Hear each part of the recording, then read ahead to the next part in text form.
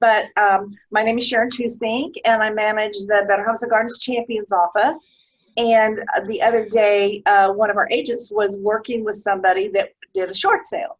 And so she was asking around, and I realized that we haven't had a whole lot lately, and that it might be a good time to kind of talk about what it is and what you do, because I was saying to the group beforehand that I don't want to be a negative Nelly, but it's possible that the market will cool off a little bit, because it always does, right? It's never the same all the time. And when it cools off, meaning more supply than demand, then it changes. So that's just how real estate is. And also we've got some people now that aren't making their mortgage payments, and they're doing what's called it's called forbearance. And what forbearance is that somebody goes to the mortgage company and says, I can't pay my mortgage because I got laid off because of COVID, et cetera. And the mortgage company they don't have to, allow people to miss payments. And so some of them will put the payments at the end of the mortgage so that you don't have to pay it until the very end when you pay it off. But there's some of them that are just postponing those payments until the forbearance is over and all that money is going to be due at that particular time. So that isn't going to be real good for a lot of people. And again, we still have people that are depending on the industry you're in, if there's some people that are doing really well, and then there's a whole sector of people that are going to have some problems probably. So anyway, I hope we don't have to do a lot of short sales. You will bump into them. Now, first of all, I want to say what the difference is quickly between foreclosure, deed in lieu of, and a short sale. So we're going to talk about short sales, but I wanted you to know that these are also possible. A foreclosure is when the person doesn't make the payments for whatever reason.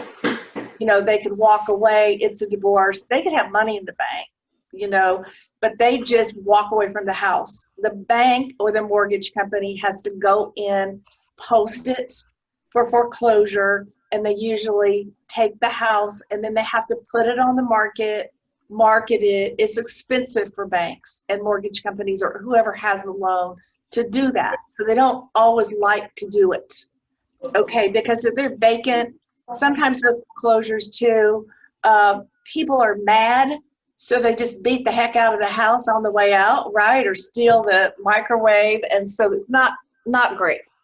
And indeed, deed in lieu of is when the borrower and the mortgage company, the bank, I'm just going to say banks, but it isn't always just a bank that makes the loans, when they just say, give me the deed and go away, okay? Then, though, they have to put it back on the market. So then we get to short sales. And a short sale is when you have a client, maybe it's your listing, maybe you have a buyer that sees a house they like that says it's a short sale. And it means that what the seller owes on the loan is higher than market value. So you've got a seller that you go on the listing and you say you can get 200, and they say, well, the problem is I owe 250. Okay, so what they're going to try to do is get the mortgage company to sell it short, meaning to just sell it for what the market value is and not what they owe on it. And it has to be that the borrower says that they cannot make the payments. Okay, so then what? So the next question is the mortgage lender's approval necessary for a short sale? Yes. What happens is that mortgage companies really sell people money. It's a service, but that's their product is money. And so they go out and they take your money for deposits or from the stock market, and they loan it to people that want to buy a house. So if the borrower doesn't pay them back, then that's going to be a financial loss for them. So they want to be paid back. So in the beginning, that's why they are kind of sticky about who they loan money to, because they want to be paid back. And then, but sometimes people can't. So right now, when they're stopping foreclosures, it sounds great for the people that are in the house, but there's somebody that's not being paid. And do you see what I'm saying? Is that it sounds like kind of cruel that a mortgage company might not want to sell a house for less than the loan, but that is how they stay in business. That's how they make money, et cetera. Like during the mortgage like fraud, horrible time when nobody was making their payments and everybody was foreclosed on because of the mortgage fraud, I had somebody look at me and say, "Who's the victim?" Well, if you were here in 2008, you know who the victim was. It was all of our money that wasn't being paid back. And so they don't want to not get paid, is what I'm saying. So it isn't like you just call the bank and say, "Hey, I can't afford to go on vacation this month if I make my payments. So how about, just doing something for me or whatever." Okay. So they do have to approve it, and they are going to check to make sure that there's a reason, and I'm going to get to the reasons, but that you can't make the payments. Maybe you owe more and you're being transferred. So you have to sell your house. You can't stay in it until the market gets better, right? And if you've got $50,000 in the bank and you call them and you say, "Hey, my house is worth less and I wasn't really counting on that. How about you helping me on this?" They're probably going to say no, right? So we're going to get to that. So why would a seller sell their house through a short sale and not just walk away from it? Just, hey, and I know you've been on listings when there's people that are getting a divorce and they're crazed and they both look at you and say, "If you can't sell it, we're just going to walk." Well, having bad credit is a big deal. So every lender looks at it a little bit differently, but according to Gibraltar Mortgage, a lender that's going to make a loan looks a little bit more favorably on the fact if somebody had a short sale than if they have a foreclosure. Foreclosures I know there's always, extra one-offs of people that got it before that, but generally on a foreclosure, you can't borrow money for a house till 7 years. And most of the lenders will not, and I think part of it is because they know you just didn't walk away. You were talking to the bank, you were trying to work it out, you were doing everything that you could in order to, so the impact on the seller isn't going to be as bad as a foreclosure or a deed in lieu of. Okay, who would benefit from a short sale? The seller would, obviously, and I told you why. His credit would be bad. It's kind of a graceful transition. They're not going to be evicted, having somebody, show up on the door and say you need to be out. Buyers are going to buy the houses, should be fair market value, and we're going to talk about this. Sometimes it's a little bit less, but it's not as bad as buying a foreclosure. Buying a foreclosure is a little bit harder to do, and the house might be beat up because the people were mad. So a buyer may want to buy one. The lender is going to be able to possibly save money. It would be cheaper for him normally to do a short sale than to do a foreclosure, because when you think of the foreclosure process, they have to get an attorney, they have to post it, they have to put it on the market, they got to pay a real estate agent, they've got holding costs, they've got vacant houses that get vandalized. So it's something that they would like to avoid. And then everybody else, like you and me and mortgage companies, et cetera, we get paid. If we list a short sale, when it sells, they usually have money in there for realtors. And if it's a listing, then they'll pay both. That comes, they do that and make allowances for that in the short sale. Okay, what are the pitfalls of buying? If you have a buyer, they usually say that, people say, why are short sales so long? They normally will take longer than a traditional loan to keep. I've read that it's normally about 90 days if it's done right. If you have a buyer and there's a short sale and that listing agent doesn't have a clue what it is or what to do, it may take forever, right? Because you're dealing with institutions, and those institutions, banks, move about as slow as an institution always does. So it's going to take longer, and then you don't really know until you make the offer exactly what they're going to take for the price or exactly how long it's going to take. So if somebody is a relocation person and they need to move in, don't show them short sales, okay?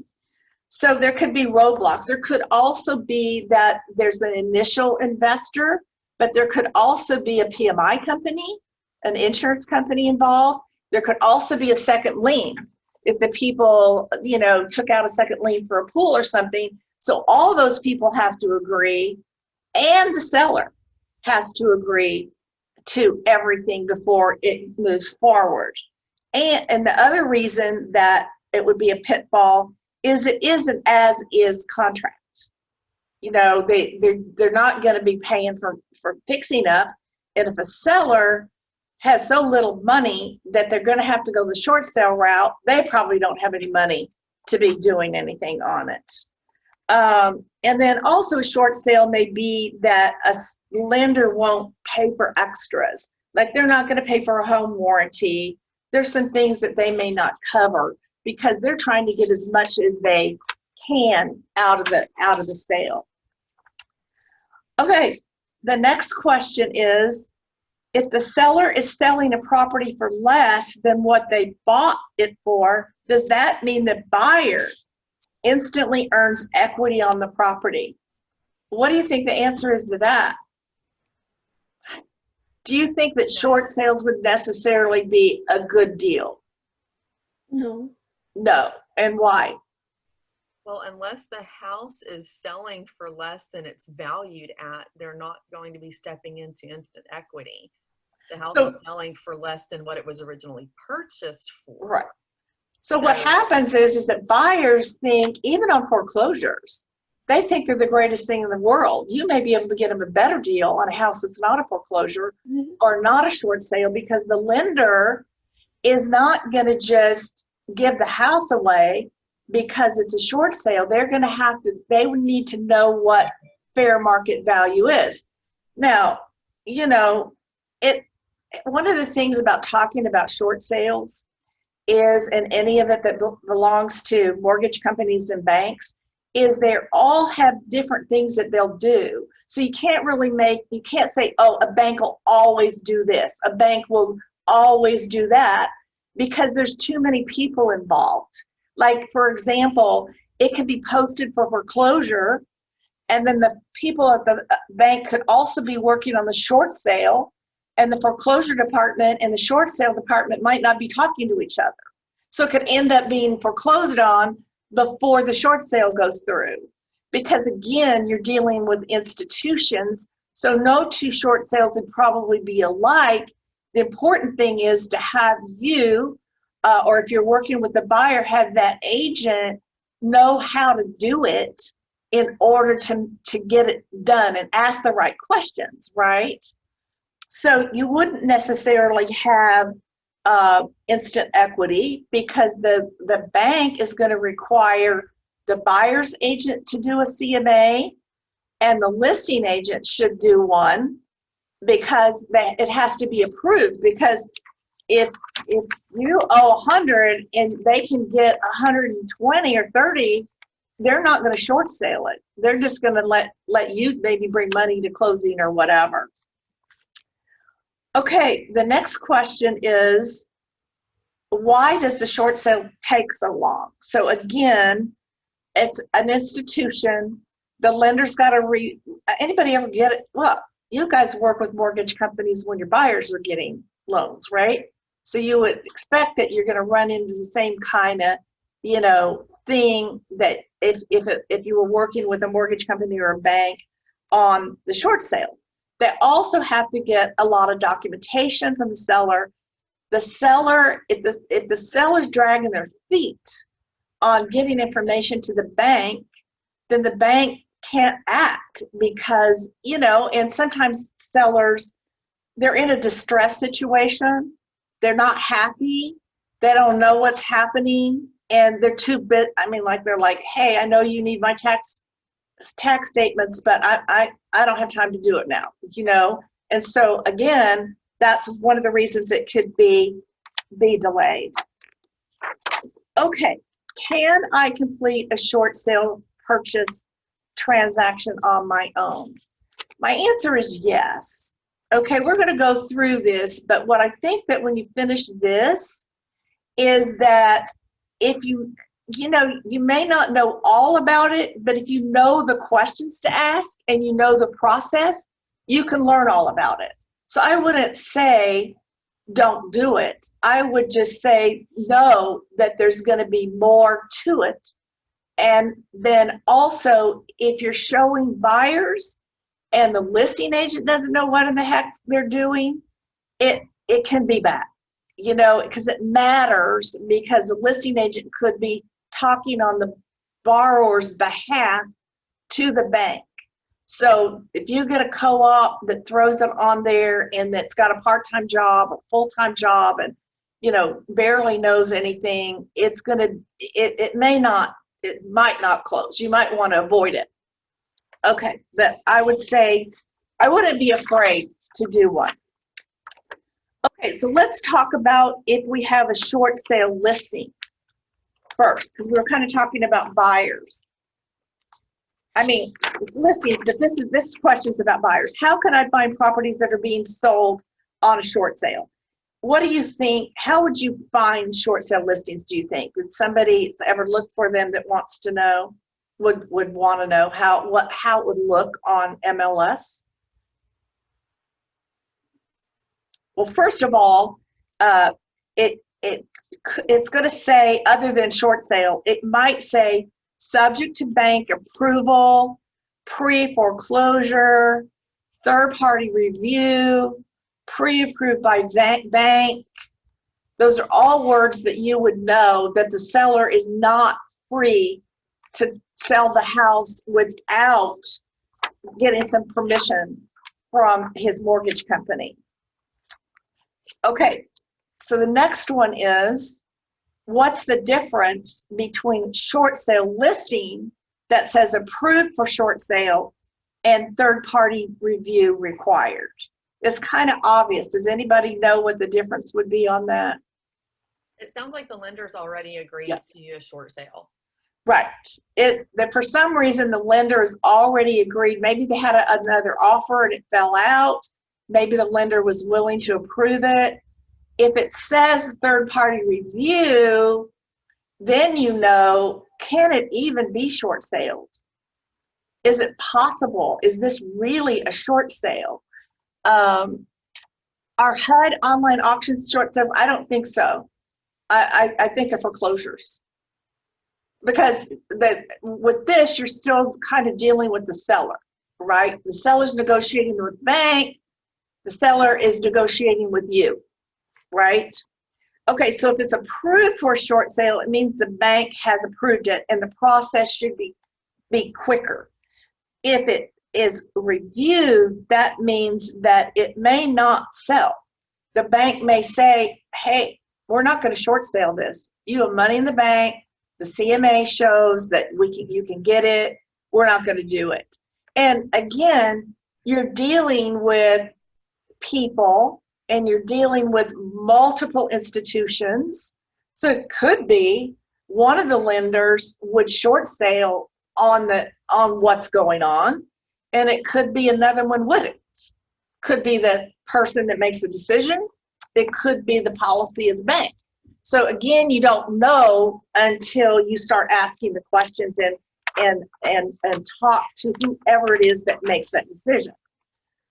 Okay, why do you think a bank, I've talked about it a little bit, but why do you think that a bank may say, I'm sorry, you're out of luck.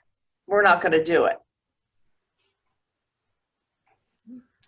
Nobody wants.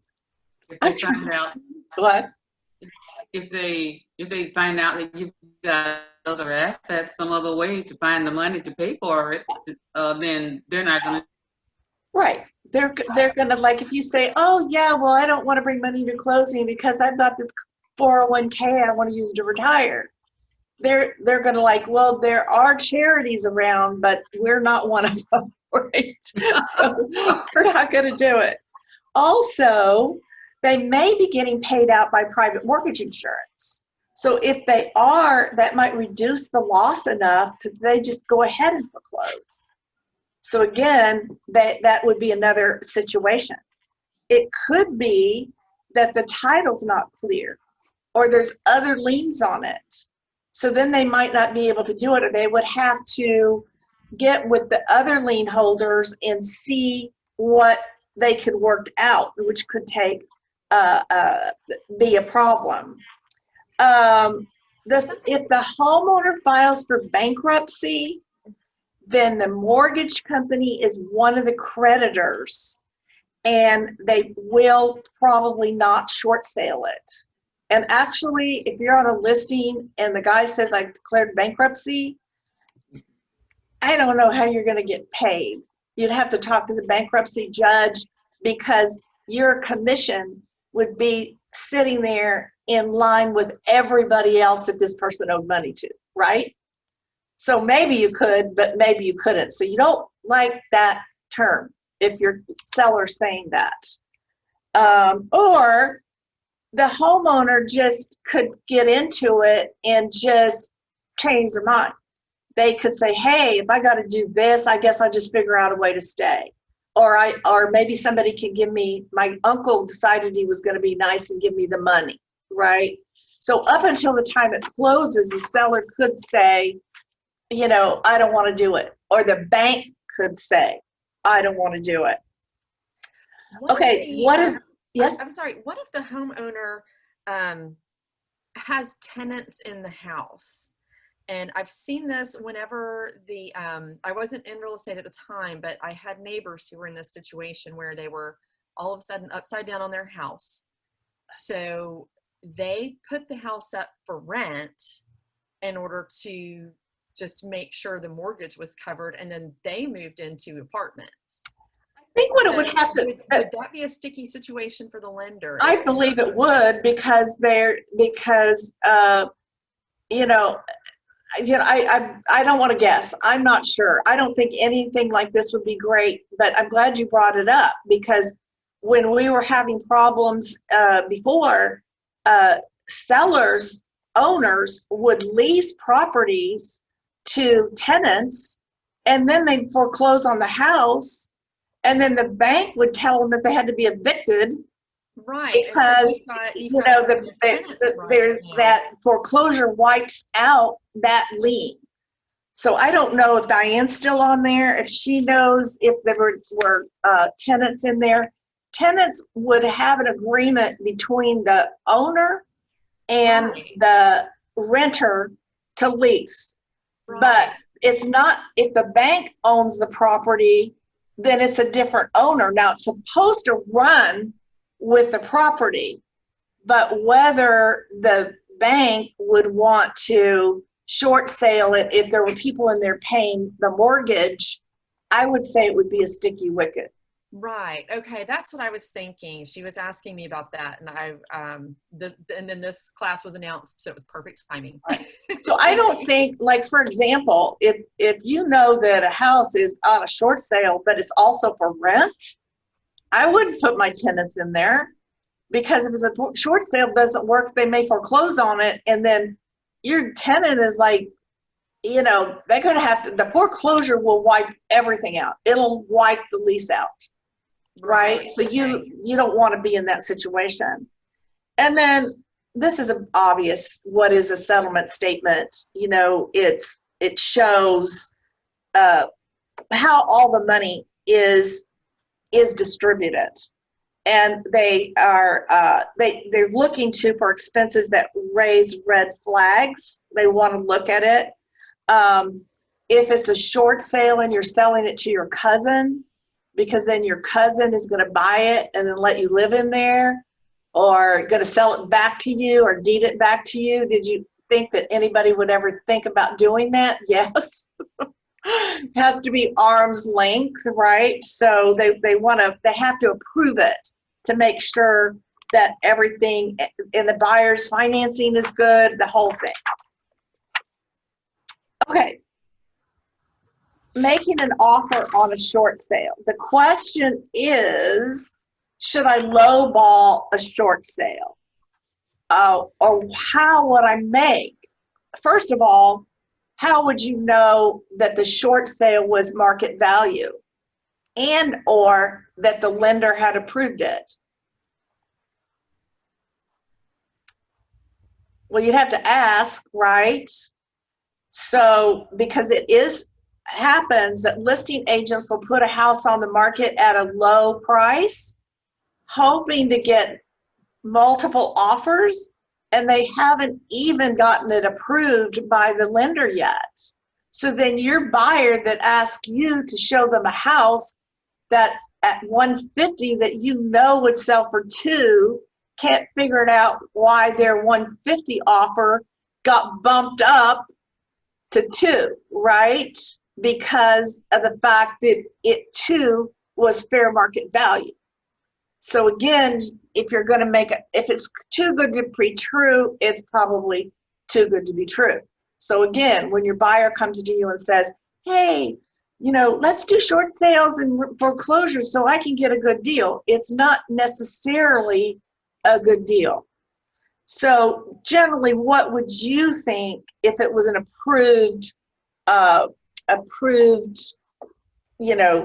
short sale by a bank? What do you think it would be good to lowball it? I think with any other purchase, I would run a CMA or multiple CMAs, and you look at the history of the property, or at least I do. I look at the property archive, and find out. You can look at the tax rolls and see what the current seller, or the person who's hoping to get this short sale, what they borrowed on the house. So that might give you a better idea of how desperate they are, is for lack of a better way to say it. But definitely a CMA. Right, because the bank's going to do a CMA, or they're going to ask the agent to do a CMA. They're not, they're going to try to get fair market. They're going to try to mitigate their losses, and they're going to try to do that. And if they have multiple offers and you have a low ball, they probably won't even counter your offer. They won't, because your buyer's going to go, well, let's go in low, and they can always counter. They're going to look at it and go, I'm not going to fool with this, right? They're not sellers. They're with a heart that, like your buyer, because the letter was so nice and want to work with you. They probably just won't even respond. Exactly. Well, and right there, I think the responsibility is on the agent to determine what the motivation is for the potential buyer. Is this something that we're emotionally attached to this house? It's perfect for us, yada, yada, yada, or we're hoping to make a quick buck off of it after we buy it. Right. Okay, so the next question is the same, is should I start with a lowball offer? But probably not in these situations, because again, they don't want to fool with it. Okay, So then if you're submitting an offer on a short sale, you need the purchase contract, obviously. I mean, yes, a pre-approval letter for your buyer, because just because the bank is short selling it doesn't mean that they are going to take your buyer's offer if they're not strong. And of course, earnest money, and to see if it's a reasonable, I don't think that just because it's a short sale it would mean you would get away with very low earnest money.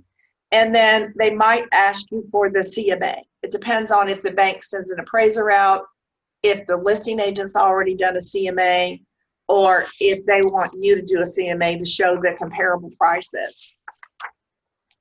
Okay, so why would a mortgage lender reject an offer? What do you think would be the things that they would say no? Who wants to? Some of it's pretty obvious, but what would be a reason? Doesn't cover the amount owed on the property. Right? It's so low that they might be better off foreclosing on it, right? They're going to do what's the best financial interest for them. Okay, what else? Anybody ever deal with a real estate agent that when they give you an offer, it's incomplete and it looks horrible? Right. If you have a offer that has blanks filled out, etc., that's done right, it just like every other offer. I know all of you have multiple offers where the agent lost the sale for their buyer because you thought this is going to be a bumpy ride. If this guy can't even fill out a contract, how are we ever going to get it to closing? And their poor buyers are sitting there, how come we didn't get the house? Right? So that matters. Maybe what else can you think of that the lender would reject an offer? So you submit it, you want it, but what about if the bank doesn't think they qualify, right? They might not. We're going to talk about they have to write a hardship letter that says why they can't make the payments, not just because, well, I owe more than it's worth, so it's a bad investment, so I think I need to, sell it to you or have you take it back. Or, as I mentioned before, if it looks like it's not arm's length, if it looks like it could be some sort of shenanigans to where friend bought it, then deeded it back to them after the fact, etc. Could also be, remember, there could be other lien holders, and they may not want to, you're dealing with institutions, and I know how frustrated you get even just with the mortgage companies. So sometimes they don't talk to each other, they don't agree, they're going in different directions, and that could be a problem. So if your buyer is saying, hey, let's buy that short sale, looks like a great deal, understand that it might not close, it might take forever to close, or they may not take the offer. Okay, how could I increase the chances of it being accepted? It says deal with listing agents and selling agents that know what they're doing. Now, you guys are taking this class. You may not have done a short sale before, but I feel like that with the group that's here, that you're competent enough to know the questions to ask and know who to ask. Does that make sense? So when you know what the process is and you know how it works, then you probably be able to work through it. If you're not the selling agent working with that, there are companies that will do it for the people, but I don't know that that's necessary if the agents know what they're doing. Okay, you can increase the chances by filing all the required paperwork. there's going to be a list here that I'm going to give you, but it's the bank. What do you think a mortgage company would want from a seller in order to make the short sale? What kind of documents do you think they would want? Bank statements showing that they don't have that kind of money. Bank statements. What else would they want? Maybe their payment history, if they missed some payments. Okay, they'd want some. I believe some of them make you miss a payment before you can apply, which seems kind of strange, but anyway. They're going to want, do you think they're going to want their tax statements? Yes. 2 years of tax statements? Yes. Do you think, what else do you think they would want? Their bank accounts, tax statements, maybe their pay stubs? Pay stubs. Probably about everything that they would want if you were going to buy a house, right? Would they want a written reason? Like Yes. if they're being transferred or something? Yes, they want, and I'll talk about it now, they want what they call is a hardship letter. And if you, so just out of common sense, what do you think would be a reason that a bank may feel that you had a hardship? Loss of employment, the Lost your transfer, job, right? divorce, can't make Loss of the a payment. spouse. Somebody died, the widow can't afford it. Company loss, I guess COVID, I don't know. You know, short-term disability, you were in a car wreck. Maybe you got a divorce, it was financially devastating, and now you've got to move to a different state. Honestly, I have to tell you, I did see a hardship letter that an agent brought to me that I read, and the buyer said that they'd just been to Disney World and they spent a whole bunch of money on their vacation. So now they couldn't afford to make the payments. So I said, get the vacation, get the Wow. Disneyland trip out of the hardship letter. So you might want to go over the hardship letter with them. Okay, how you can increase, make sure that the seller can await for the short sale approval. Make sure it's not posted for foreclosure also. Have a strong pre-approval letter. As we said before, put down enough earnest money and make that market value. Now, there's going to be a letter that the seller is going to have to make that authorizes the listing agent to talk on the seller's behalf. If you call in, and then if the listing agent doesn't know what they're doing, the buyer's agent might be able to take over, but the seller has to give permission. There's privacy laws. You call in there and you start asking about this loan, they are not going to talk to you. The reason that you'd want to talk to them instead of your seller is how many of you, even on a mortgage thing, say your buyers or sellers say, well, I called the mortgage company and they said XYZ. And they didn't say XYZ. That's what they heard. They were confused. They didn't understand it. They heard what they wanted to hear, right? They don't know what's going on, so they are confused. So the best way is for the listing agent to have a name and to have a letter from the from the seller saying that they can talk, that you could talk to them as a listing agent. And as a selling agent, you need to ask the listing agent, do you have that authorization? Are you talking to that person? I believe that if the listing agent is, again, part-time, doesn't have time, kind of all over the place, that if the seller gave them permission, you as a buyer's agent would be able to talk to the lender on the behalf of your buyer if the seller gave permission. Okay, next question is pretty easy. Should I start shopping for a lender even if the property I'm interested in has not been approved for a short sale? What do you think? Yes, right, because just like every other one. So what happens is the banks are going to take as long as they can. But once they approve it, they want to close right away.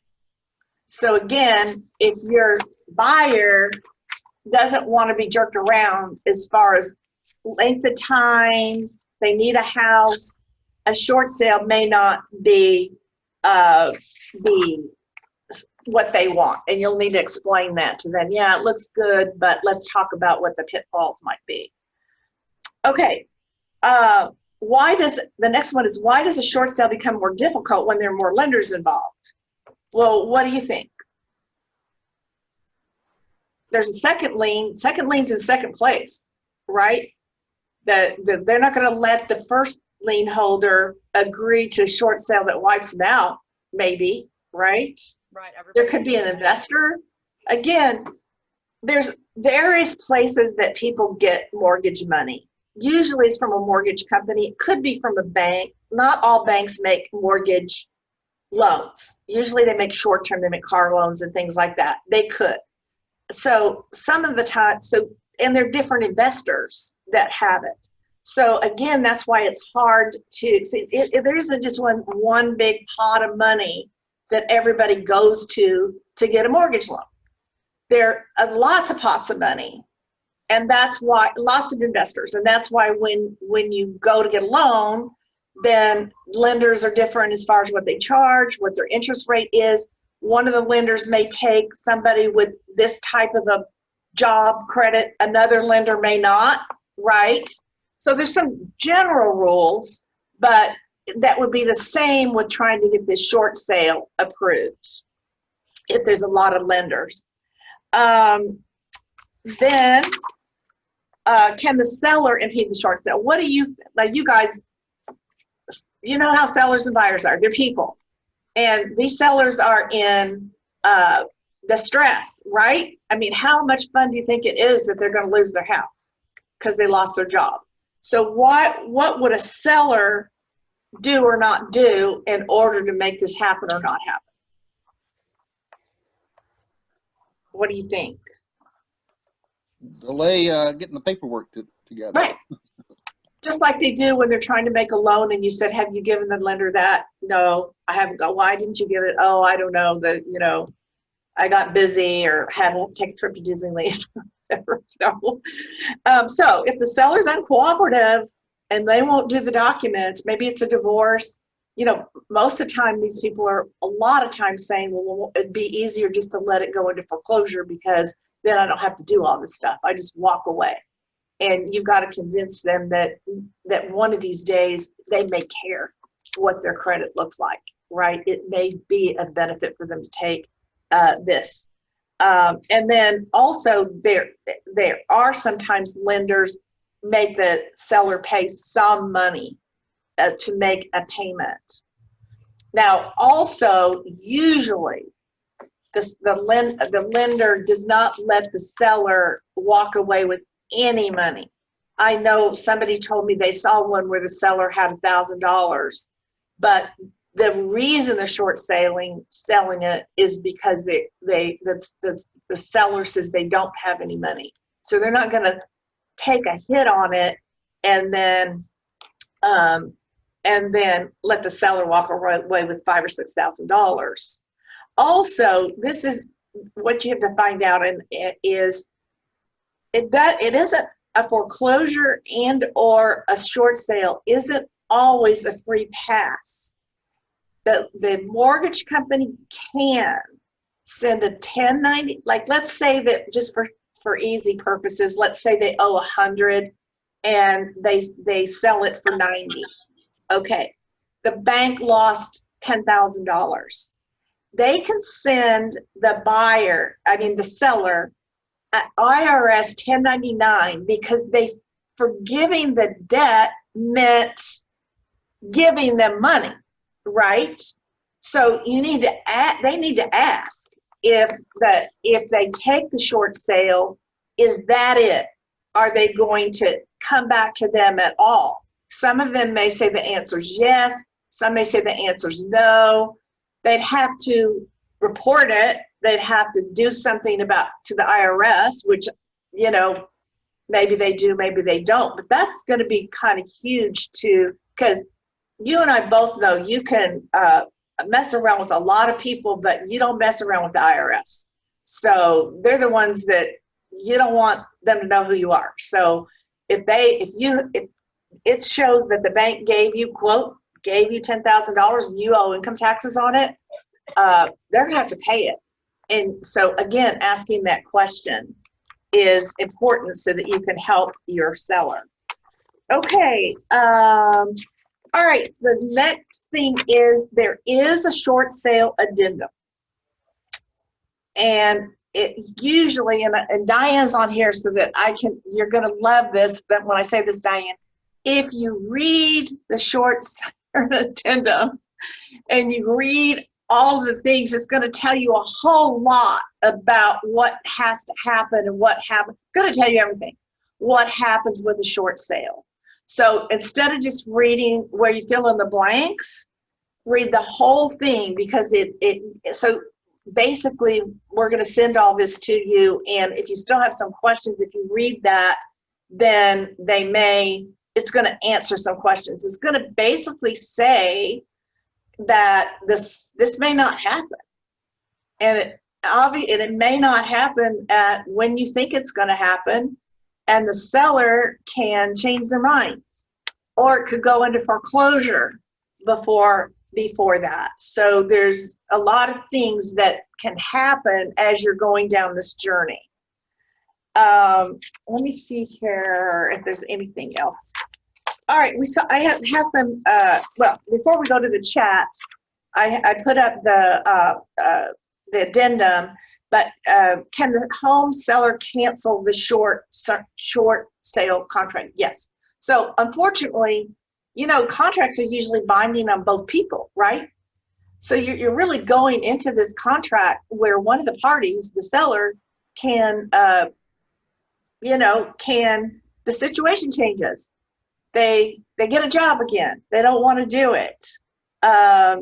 The foreclosure whips in, and then they can't short sell it. They may accept a higher offer than your offer, and they could file for bankruptcy. Okay, let's look at the chat here a second and see if I've answered the questions before we stop. The average turnaround for a short sale is about 90 days. Is what the common thought is. 30 for them to get it kind of approved, then 30 to close, and then could be an extra, but it could be longer than that. So again, sometimes people don't want to wait. What can we do at our end to ensure the foreclosure group isn't moving forward the property that we are all on a short sale, since those departments are top? Just keep asking questions, I guess. Just get, again, like I say to our new people, they say, well, I feel uncomfortable because I don't know a lot about real estate. And I said, well, the difference between you and your buyer is that you know the questions to ask and who to ask them of, so that you can get the answers, the right answers. So it'd be the same on this, that you'd have to be like a bulldog. You have to keep calling, keep asking questions. What's going on? Who can I talk to? Why is it taking so long? And try to keep your buyer and seller informed. Okay, let's see. What if they're behind on the HOA fees? Generally, I should find that out. Diane, do you know that? Because a foreclosure wipes out HOA fees. That's why they don't like to subordinate. On a short sale, you're selling it to somebody else.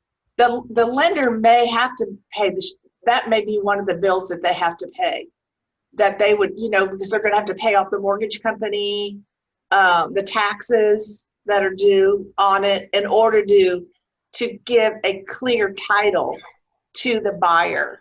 But I'll make a note and see if I can definitely find out what happens to the HOA fees. I know on a foreclosure, they don't get paid back. Sharon, can I add a little question to that? That was my question there. And I think this, honestly, the situation that I'm in right now with my client, I think is something that a lot of agents are going to start running into.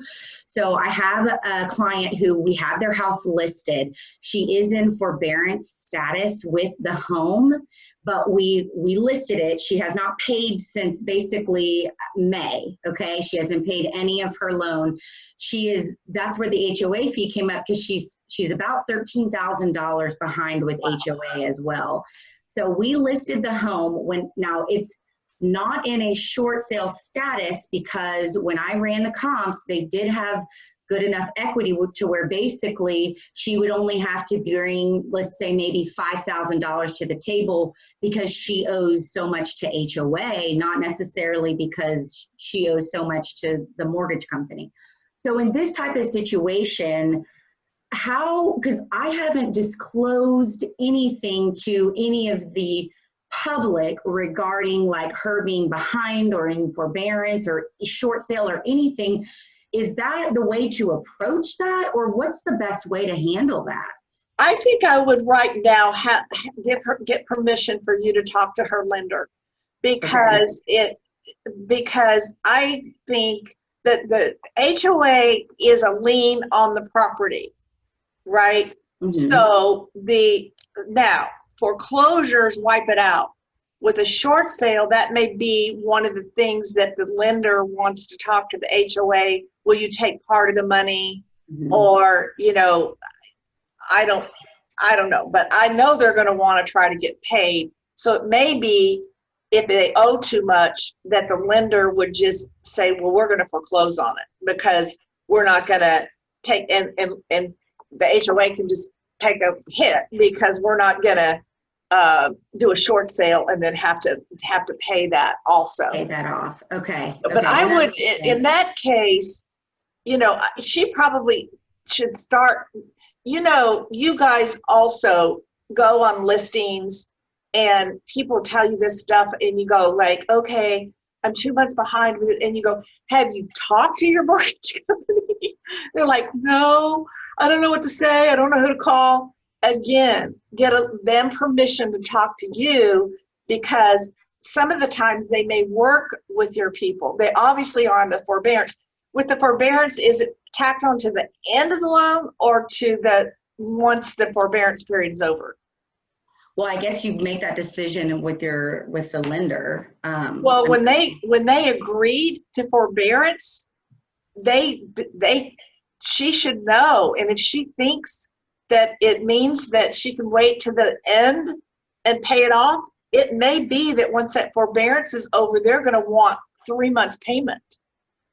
Yeah, no, and we anticipated that she's going to have to pay all of the money that she hadn't paid, like let's say 6 months worth of that, plus the HOA fees. I mean, that's what we calculated. I guess what I was struggling with was I didn't want to go off and tell her dirty laundry to like the interested real estate agents, because I wanted to try to handle this on the back end, get the equity in it, and get a contract on it. Well, what you're saying is that what you wouldn't want, which can happen, where all of a sudden you bring a buyer to your listing and then everything's humming along, and then about 3 weeks into it, you go, did I mention? Yeah, exactly. Like it might be foreclosed on. So I think that a bank would like to know that you're making the effort to sell it and that you think you can sell it. And she does have some money in the bank. So again, I would definitely talk to the lender about it and let them know what you're trying to do, etc. Yeah, we did update them that we've listed the house and the HOA too. I did tell her that, and I got permission to speak with the lender, which I have, to keep them updated. Okay.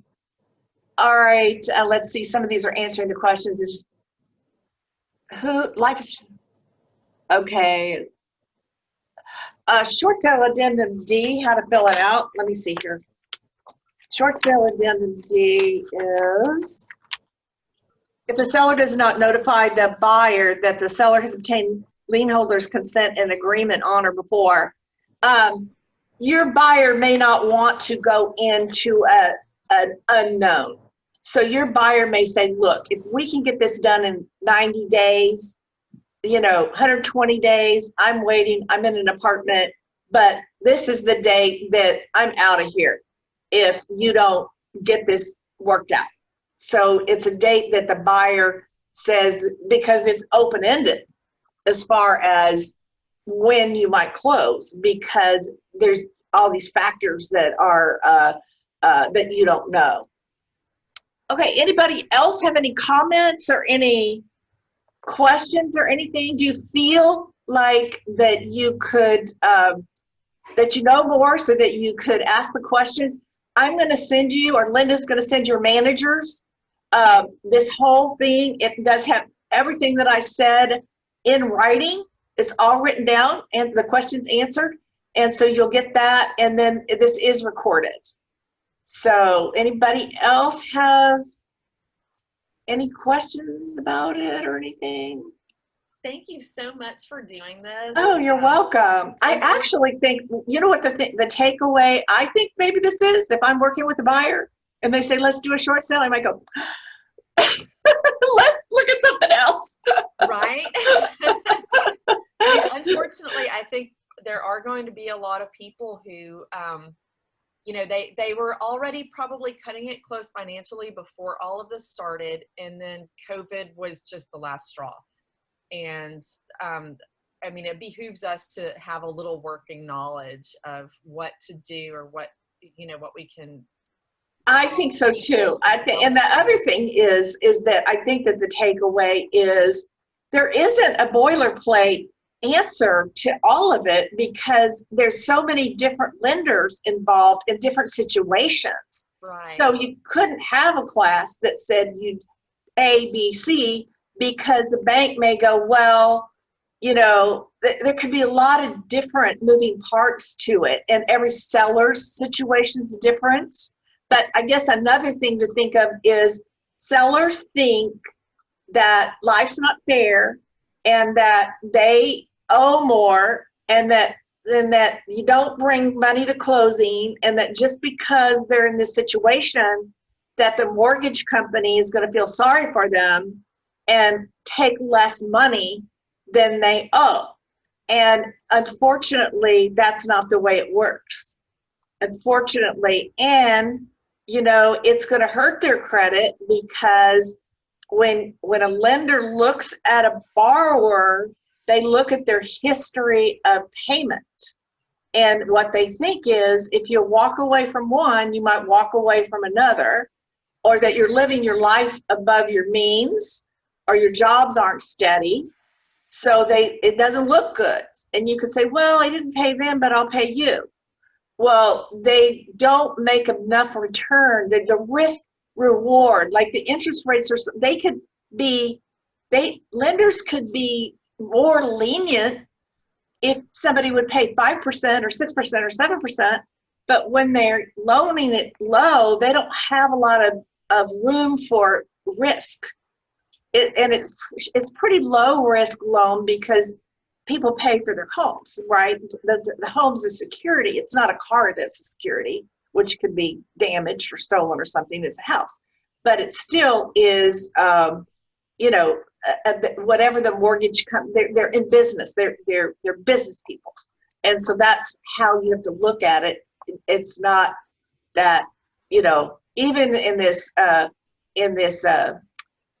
foreclosure in the COVID, where they're saying that people don't have to pay their rent. Well, the landlord's got to pay somebody their mortgage, their taxes, their everything, and it's just a really bad situation. But I think knowing that they're walking into it with, they can't have a heart, because they have stockholders to speak to. They can't say, oh, we're sorry we made a loss this year because Susie Q lost her job and I didn't want to, I gave her the money. That's not the way it is, unfortunately. Okay, we're going to wrap up on that high note. Thank you, guys. And we'll give this to your manager, and then you'll get the PowerPoints. And if you have any other questions, just give me an email. Thank you very much. All Good right. job, Sharon. Bye-bye.